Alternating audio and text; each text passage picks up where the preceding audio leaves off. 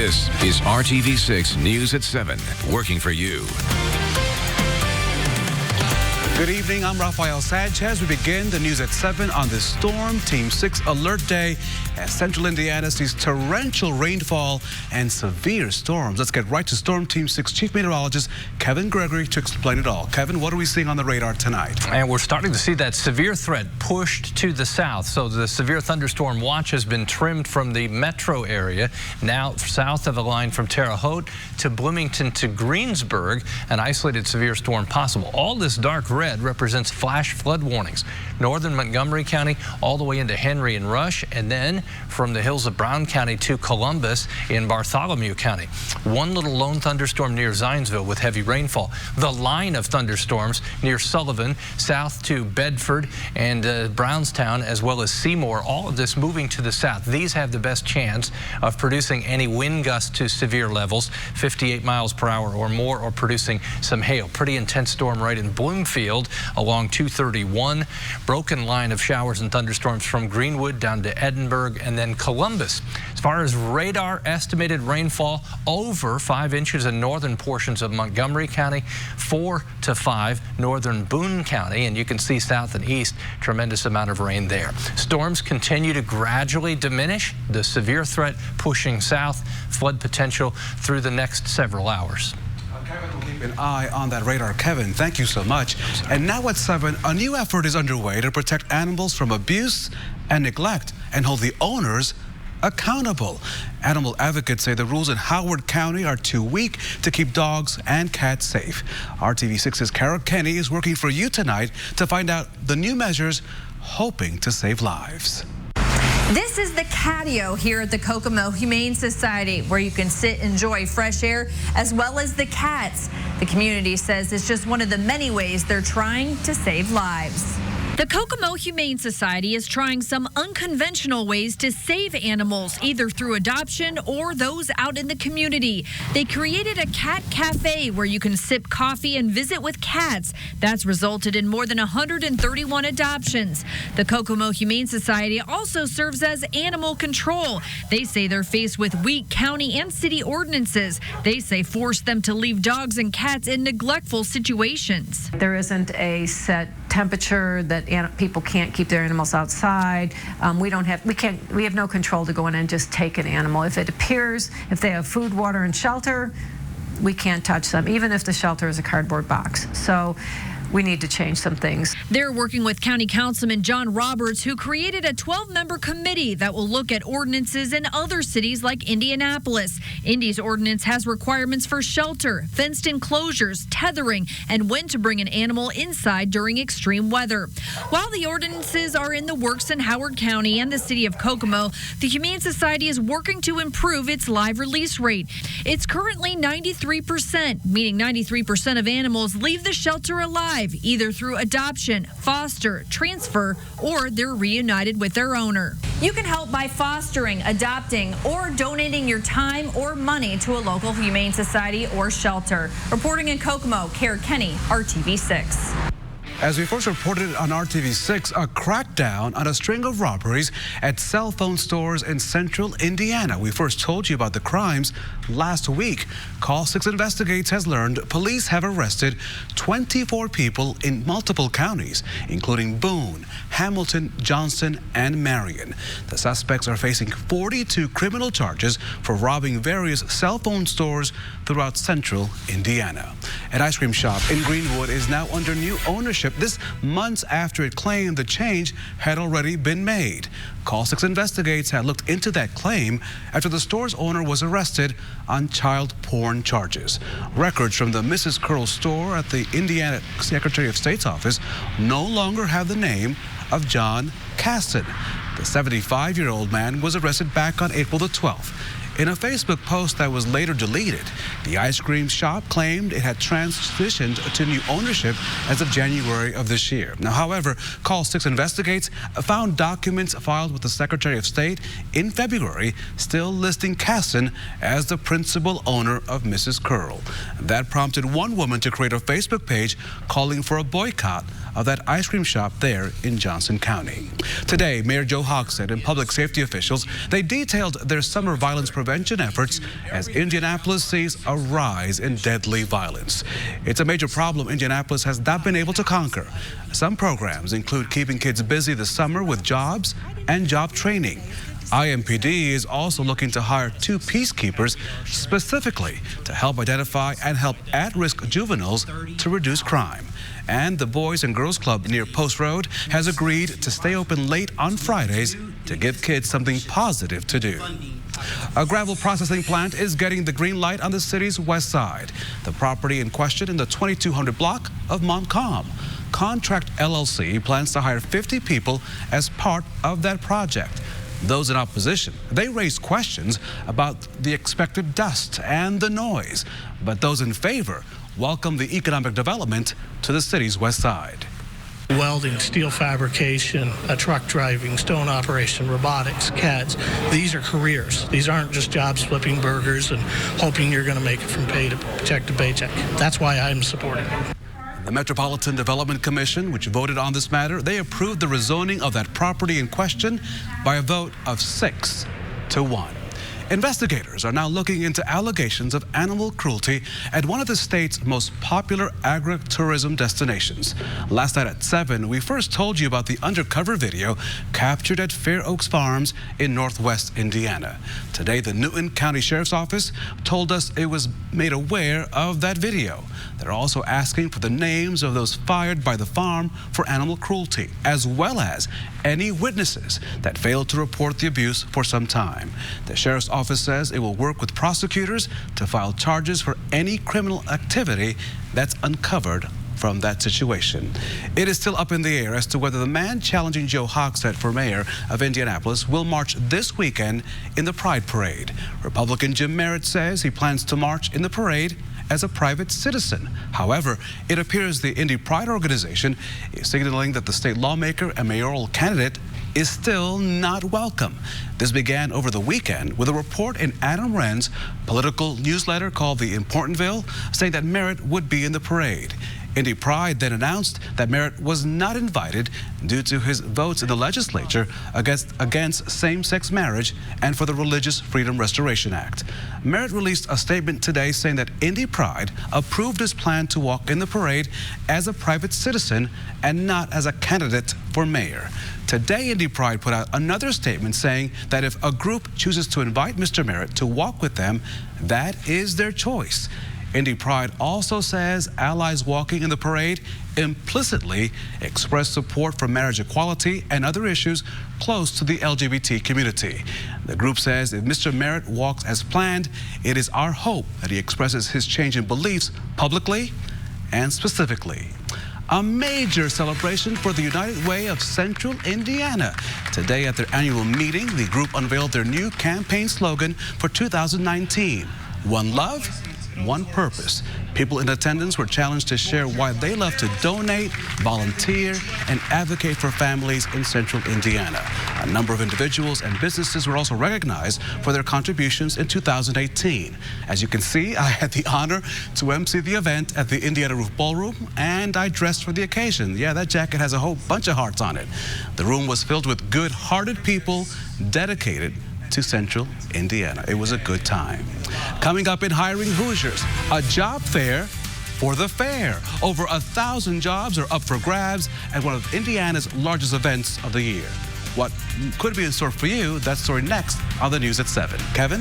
And heavy rainfall rolling through Bloomington to the east and northeast, but look, already skies getting brighter on the backside of that. Show you where the heavier rain will continue to flow to the south and east after this. Only on RTV6 News. Tonight on RTV6, the Golden State Warriors will try to take control of the NBA Finals against the Toronto Raptors. The best-of-7 NBA Finals series is tied at 1. Though expect to see Kevin Durant on the court for the Warriors, he's still healing from a calf sprain. Tip-off in Oakland, not the Oakland, just plain old Oakland.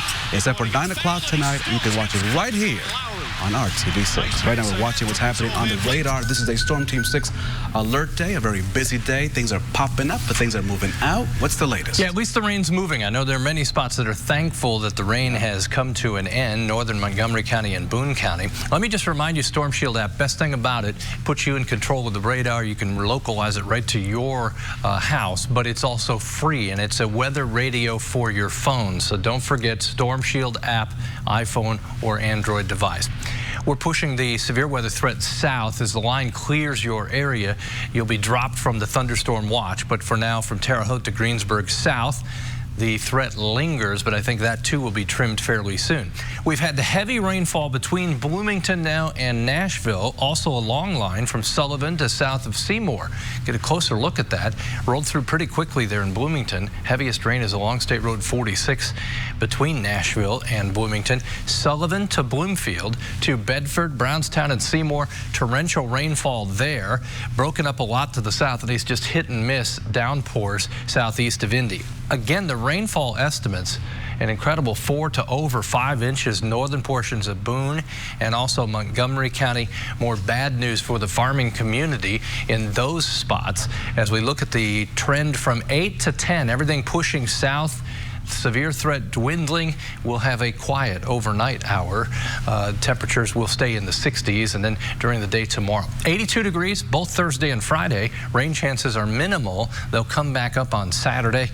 Temperatures warm into the low 80s. Decent amount of cloud cover tomorrow, but the chance of rain just 20%. Temperatures will be consistent. If you are headed Bedford, Seymour south, a little higher chance for showers and thunderstorms. And that would be true not only tomorrow, but as we get to Friday. But in central Indiana, we get a chance to take a break. 7-day planner. Temperatures over the next 7 days eventually cool off over the weekend. Sunday, when thunderstorms are likely 79. Then Monday, Tuesday, and Wednesday, mid-70s for high temperatures. Those are all below average for this time of year, and lows comfortably in the 50s. We've got that to look forward to. A busy day and a busy week ahead in the weather department. Kevin, thank you for tracking those. Coming up, from small time to big picture, there's something for everybody if you're looking to make some extra money later this summer. How you can make extra cash for about 17 days. Details are ahead. Plus, in a world full of restaurants with a revolving door of employees, this one is bucking the trend. How this family culture is growing happiness at work. That is all ahead on Hiring Hoosiers, only on RTV6. Signature lattes. America runs on Dunkin'. Hiring Hoosiers, RTV6's initiative and commitment to connect you to open jobs and resources that can help better your life. Today, the restaurant industry and how one Tex-Mex chain has managed to retain employees for years. It's also now expanding. RTV6's Meredith Barrick on the opportunities for you to become a part of what they call a family. I've worked for a few different restaurants, and then I've worked, a couple of different concepts, some not so successful. But none of them really had the same feel. That was until Cheyenne Lopez found Chuy's. She started at their Clarksville location, then transferred to Noblesville, all while being promoted along the way. Chuy's has a real big emphasis on teamwork and family and community, and a lot of restaurants don't have that same focus. It's just a focus on business and guests and the bottom line, and it's kind of all one big package here. The focus on family has been one reason Cheyenne has stayed at Chuy's. I am a single parent. It's been difficult, but being at Chuy's has really helped. They're really flexible about my schedule, and whatever I need, they're willing to kind of accommodate that. General Manager Russell Burns says they know the importance of being able to take care of your family. I've got servers that are full-time. This is their career. They take care of their families. They make over $1,000 a week plus sometimes, and so it can be done. So you can certainly take care of family and bills and all the things that are important.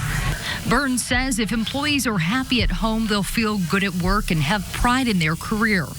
That's why Cheyenne says she can't envision herself anywhere but here. Whether my role evolves again or what it becomes, it's not in my 5-year plan to leave Chuy's. Enjoy your time there. That was Meredith Barrick reporting. Now, Chuy's is opening a new location in Carmel in the next couple of weeks. They plan to hire more than 100 employees, ranging from servers, bartenders, cooks, and much more. Full-time employees are eligible for benefits. To learn more about those opportunities, visit hiringhoosiers.com. I can smell those tenderloins. I can hear the rides on the Midway, and I can see all those exciting 4-H projects. But first, Sharon Smith needs to hire some people for the Indiana State Fair before you show up at the gates, yes? Correct. 1,000 people? Yes, actually more than 1,000 people. Seasonal employees help us pull off the largest multi-day event in the state of Indiana. Every day is a great day at the Indiana State Fair, but tell me about the jobs in particular. Are these all customer service? Are these supervisors? Are these ticket takers? Are these the folks that are going to do some of the security checkpoints? What does that look like? A little bit of everything.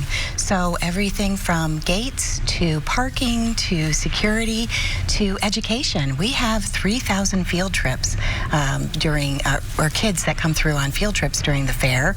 We have 80 to 90,000 people that come through Little Hands on the farm, an educational experience for school children, and we need folks to help us pull that off. What is the pay range? Yeah, so it's everything from minimum wage to a supervisor's pay range. So we have a broad range of opportunities. When people show up to the job fair next Tuesday, June the 11th, what do I bring? Yes, well, bring a smile. Okay. Bring a positive attitude. We're looking for folks that can answer guest questions and provide a high level of customer care. Bring a resume. You can dress casually. Everyone who comes on Tuesday, June 11th, is guaranteed an on-site interview. But if you can't make it, we know that that's a small window of time. You can come to our employment office from 9 to 4, Monday through Friday, on the grounds at the Indiana State Fairgrounds. Enter through Fall Creek Parkway at Gate 6, and our public safety building is the first building on the left. Now, folks that worked with you last year, do they get first dibs on those jobs, or is this open to everyone? How does that work? Yeah, so folks who've worked with us do get called back. So if they are available and they're interested, we love to have folks with experience, but you know, that leaves us with a lot of open positions as well. How about background check? Will that be part of the process? It is, but you know, that doesn't disqualify folks. You know, we really look for folks that have the right attitude and the willingness to really be a part of the team. If you get hired, yes. What is the window? Because the State Fair begins in August, but I would imagine you want to do some training, you want to make sure people know right. What the gates are, what they're doing. So what is that window? How long is this job for? Sure, so just a few days before our opening day, which is August 2nd, and the fair runs through the 18th. So it is a 17-day event, but there is a few days before for training. Some extra money for those folks that are looking for a seasonal job. This is a way to make some money this summer. Absolutely. So retirees or college kids that are just looking to bank a few extra bucks before school, yeah, there's a lot of opportunity for the right type of folks. Sharon Smith with the Indiana State Fair. Every day again, right? It's a great day at the State Fair, right? Every day. And all the food there is fat-free in the locale, right? Every day. Every day. Well, if you want to find a job at the State Fair, make sure to turn out for the job fair on Tuesday, June the 11th. The time again? 4 to 6 p.m. 4 to 6 p.m. Thank you so much. Thank you. Good luck with everything. Thank you. We have a link to that job fair on our career resources page. And if you're looking for a new job, check out our new Hiring Hoosiers job board. This is pretty cool. There you'll be able to find the latest openings around Central Indiana posted by employers themselves in really real time.